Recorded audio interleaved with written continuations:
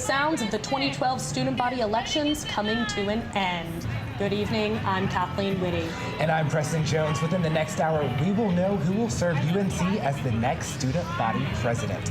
Carolina Week student government reporter Sydney Swafford joins us in the studio with more about the election today. Sydney, last week we were talking about a low voter turnout. Has the same thing happened again this week? We've actually had a very different result this week. Last week we had about 4,500 votes over the entire course of the election. Now tonight at around 8:30, we'd already passed 4,600.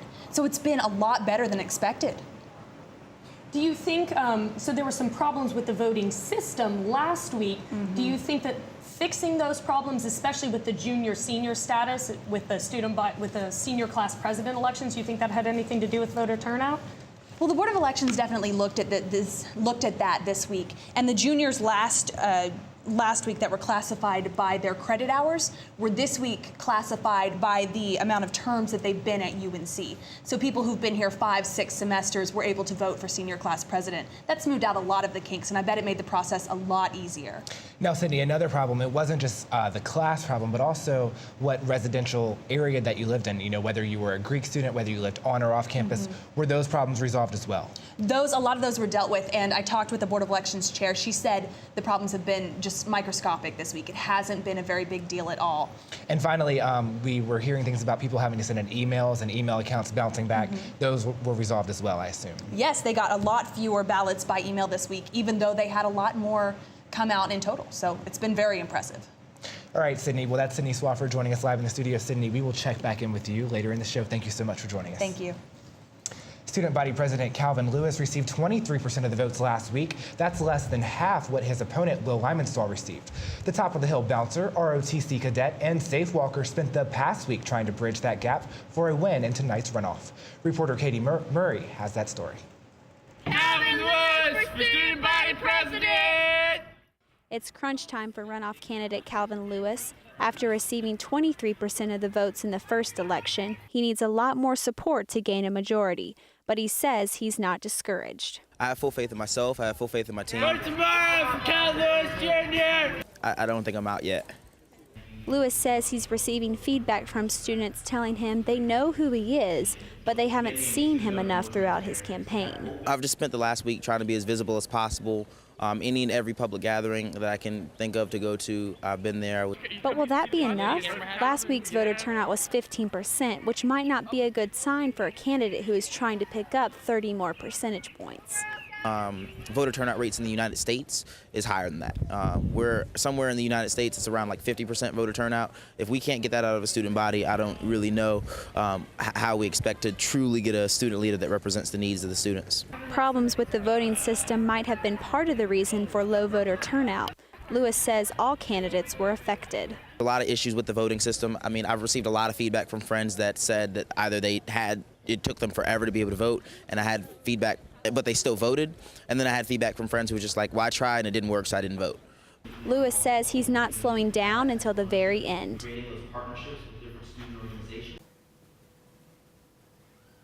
Thank you, Preston. I'm here with Calvin Lewis. Calvin, how are you feeling tonight? I'm feeling pretty good. So last week you got 23% of the votes. Your opponent got 46, so this must have been a very busy week for you. Can you tell me kind of what you've been doing to gain more percentage points? I've just had to do my very best to be out and about, be more visible, meet more people, shake more hands, and let students know that I really want to represent them. Okay, cool. And this has also been a big week for your platform. You formally came out as an opponent to ASG. Can you tell me why? Well, I had to do a little bit of research on my own, or a little bit more research on my own, but after looking at their budget and the attempts that they've made in the past at reforming and kind of the place that we are now, the decision became very clear that we should probably withdraw from ASG. And can you give me a couple of examples of what ASG is and why you don't like it, kind of more specifics? Okay. Well, one of the primary reasons that I don't agree with the Association of Student Governments is that their budget is very bloated, and out of the $256,000 roughly that they have, about $120,000 of it goes to student stipends, salaries, and travel expenses. This is 46% of their budget. This organization is supposed to advocate for students, yet in their budget they only set aside about $11,000 for advocacy, and I feel like that's seriously wrong. And then we send them about $29,000 a year, and they're spending the minimal amount that they can on advocacy, and the most that the campus will get back each year is $1,000 in a campus innovation grant. Okay, great. And then with that, like we're spending so much, this also ties into tuition. Can you tell me more specific details about the biggest thing you want to do for tuition? One of the biggest things I want to do for tuition is remain in the tuition talks. I definitely want to get a lot more student input and really take the needs of the student body to administrators and board of trustees and board of governors. Thank you, Calvin. Back to you. Thanks, Katie. Now, as we said, Will Limenstall received the most votes in the initial election, but that doesn't mean he slowed down this week. He, too, spent the past 7 days trying to secure every last vote. Reporter Avery Harper reports. Will Limenstall and his campaign team are saturating the pit with colorful signs and smiling faces, like these. I feel like we have a really good chance going into Tuesday, and we just have to keep the momentum going. Some would say Limenstall has more than just a good chance. In last week's election, he got almost half the votes, double his opponent, Calvin Lewis. But he isn't relaxing. Limenstall and his team are still making sure students know about the ideas in his platform. And we think that we have some really great ones, and so we want people to know about them. And they say they are trying to make students more aware of the right way to vote. There were numerous complaints of voting difficulties last week. We just want to make sure that voices are being heard and students are having their say. Despite nearly half of campus voters supporting Limenstall, the Daily Tar Heel has expressed some doubts about his ability to lead. Limenstall has a word for that view. I say that they don't really know me as well as they think they do. His naysayers think he puts too much trust in advisors, rather than making decisions himself. Limenstall counters. I definitely try and make sure that I'm as educated as possible when I'm making those decisions, and I don't think that that's a bad thing. I think that's a very smart thing for any leader to do, is to take advice and input from everyone. For Limenstall, the presidency may appear well within reach, but he says he'll continue to campaign like he's the underdog. I look forward to serving you all this coming year if I get the chance. Yeah, no problem.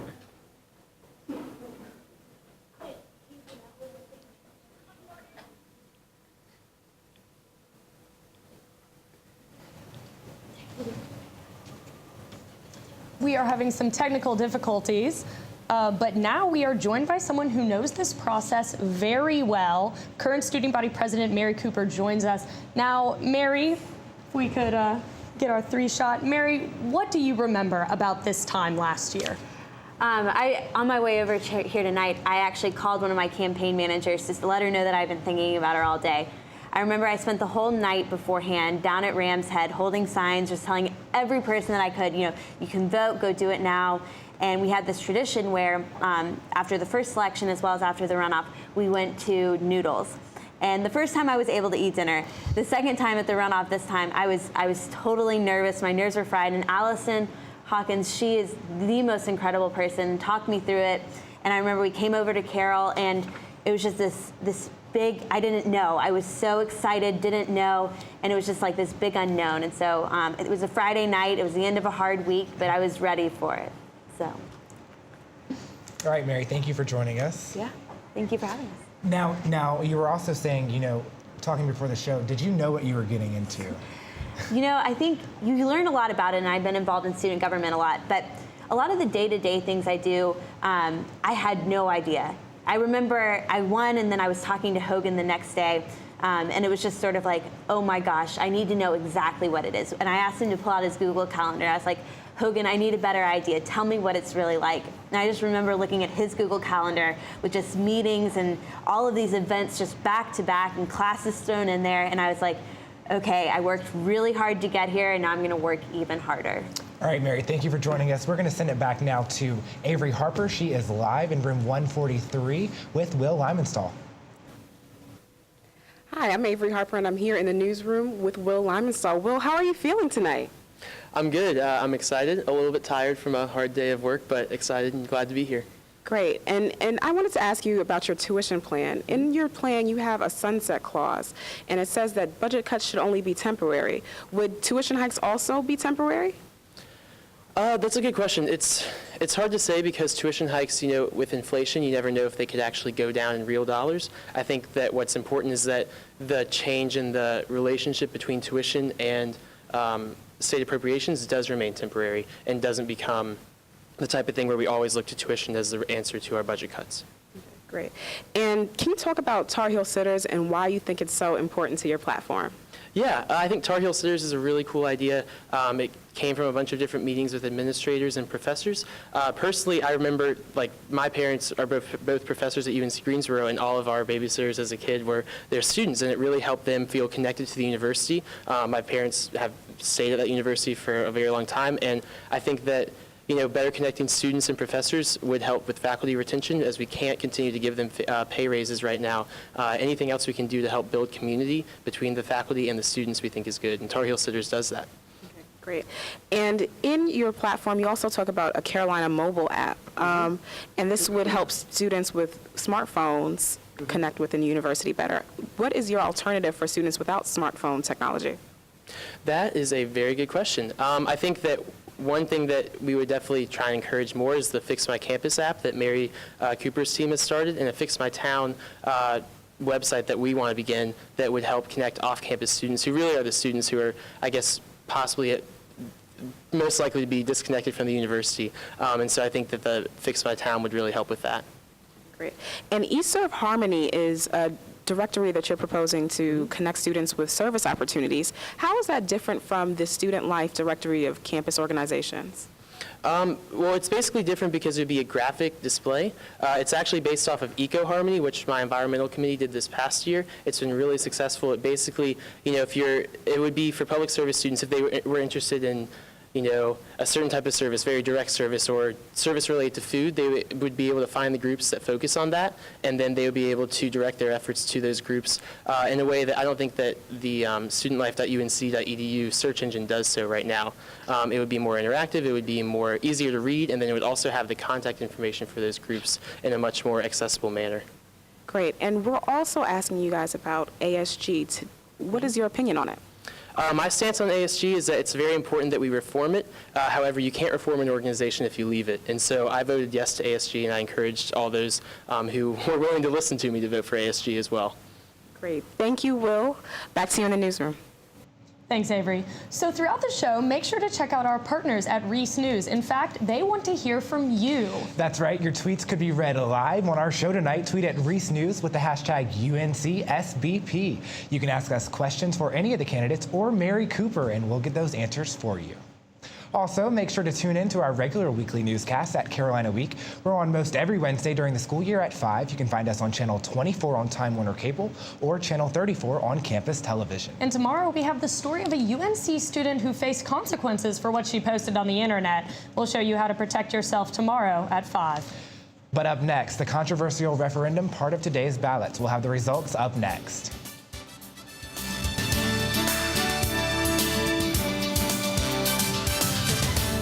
Reggie. Just recently, my wife and I took in her sister's children.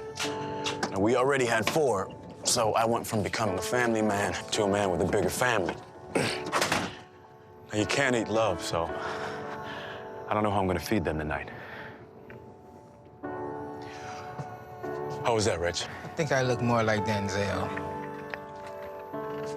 That's cold, man. Play a role in ending hunger. Visit feedingamerica.org/hunger and find your local food bank. How you doing? My name's Steve.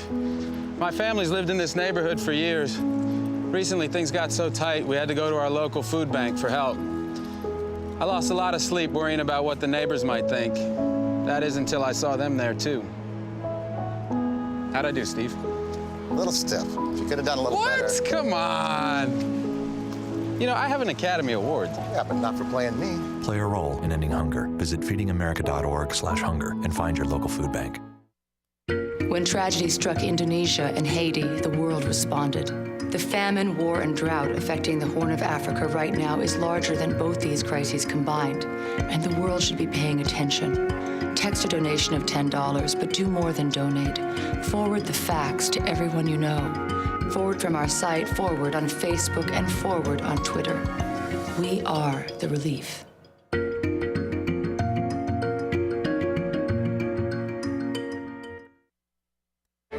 I'm Patrick Wright, director of Carolina Week, and I am definitely a Tar Heel. I'm Preston Jones, anchor for Carolina Week, and I'm proud to be a Tar Heel.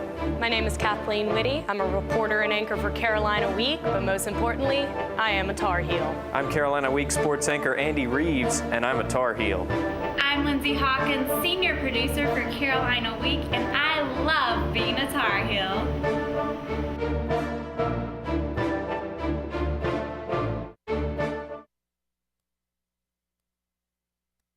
Welcome back to this special election edition of Carolina Week. We just got word that the Board of Elections is walking into room 143 where our candidates are waiting. So we are looking to get some results right now. Yeah, there's a lot of excitement in the air tonight. We've been waiting for a week now as the candidates have been campaigning to push towards their election tonight, and we are excited to get the results here tonight. Surely there won't be any surprises tonight. I don't see how we could draw this out any longer. Right. So. All right, well, we're going to bring in Student Body President Mary Cooper going in right now. This is so much faster than last week. Are here right now to talk a little bit more about tonight's big election. So thank you guys for joining us. Mary, now I saw your reaction when we were talking to Calvin Lewis about how he's against ASG. You're kind of shaking your head there a little bit. What's your stance on the ASG? Okay. Well, to speak to the budget, a lot of it is actually controlled by general administration. So that is the governing board for our university. And they actually control a lot of how we spend our money. In regards to advocacy with the Board of Governors, for example, the only way that we could have funded advocacy in that sense was funding students to get to Chapel Hill. Because, you're not going to pay a student, the only funding resource is to pay a student to drive from Western or from Wilmington or Fayetteville State. So while there is a lot of money set in those categories, that money allows and ensures that we have great attendance at the meetings that we do have. Would you rather have us set aside a ton of money to advocacy and not actually put that money to good use? Advocacy is something that needs to be very thoughtful and is usually in a very personal way, a conversation or going to meetings. And a lot of that is seen in a dollar amount by reimbursing for the travel. So to me, I think that ASG has provided me the ability to work with other student body presidents in a year where Chapel Hill's problems are the problems of the university as well.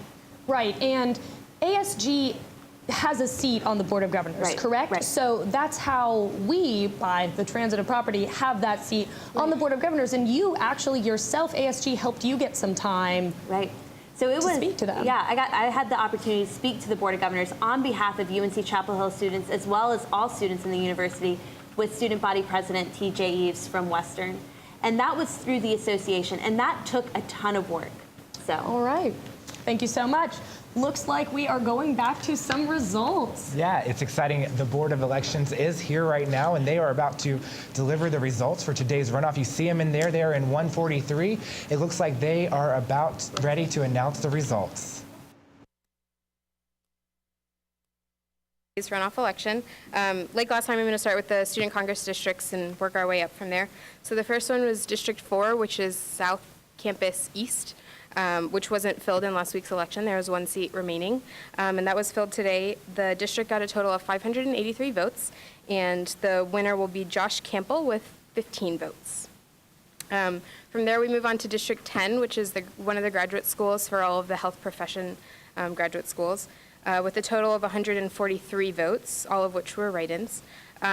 Chris Woodward will win the first seat with a total of 37 votes. Ben Allers with 31 votes, Andrew Lucas with 30 votes, and Josh Mosteller with 6 votes. From there, we're going to move on to the referendum with a total of 4,579 votes. The side of it which was passed with a total of 57.4% was the yes side. And the no side got 40.8%. Senior class officers with a total of 1,362 votes for all parties. Our senior class officers for the 2012-2013 academic school year will be Tim and Nora with a total of 52.2% of the votes. And last but definitely not least is the student body president runoff election with a total of 4,600 votes even. Our next student body president with a total of 62.7% of the vote will be Will Limenstall. Congrats, everyone.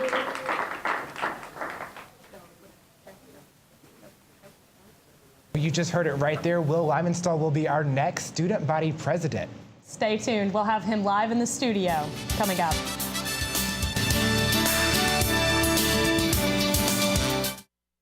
Two outs with a runner on first base. Now the big guy comes up to bat, hitting .342 with 92 RBIs and 36 home runs.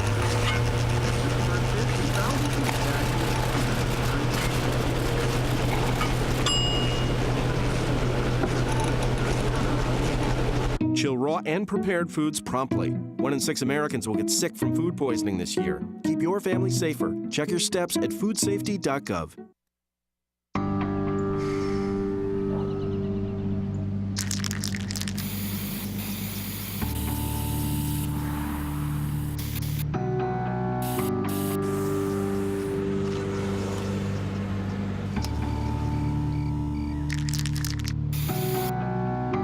Turning a 20-foot wall into a canvas takes vision.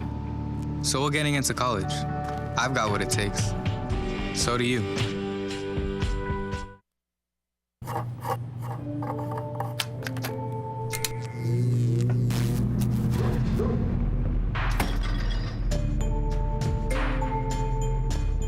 Traditional light bulbs actually generate 9 times more heat than light. Switch to Energy Star light bulbs, and you'll realize just how much cash you are really burning through. Saving energy saves you money. Learn more at EnergySavers.gov.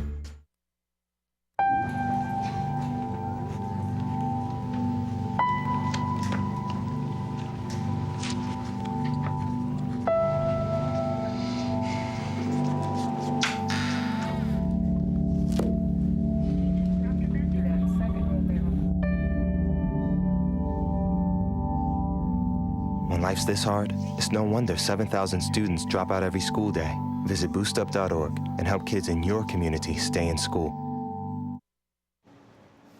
Welcome back to this special edition of Carolina Week. We just found out that our new student body president is Will Limenstahl with about 62% of the vote. We actually have him live in the studio. Will, the first question I gotta ask is how excited are you right now? I am so excited. I do not know how I could be more excited. I am just so grateful. I'm just so excited right now. I can't even find words to express it, to be honest. That makes a lot of sense. You're so excited right now. When do you think being nervous will set in? Are you anticipating that? I am. I mean, I know it's a very quick turnaround.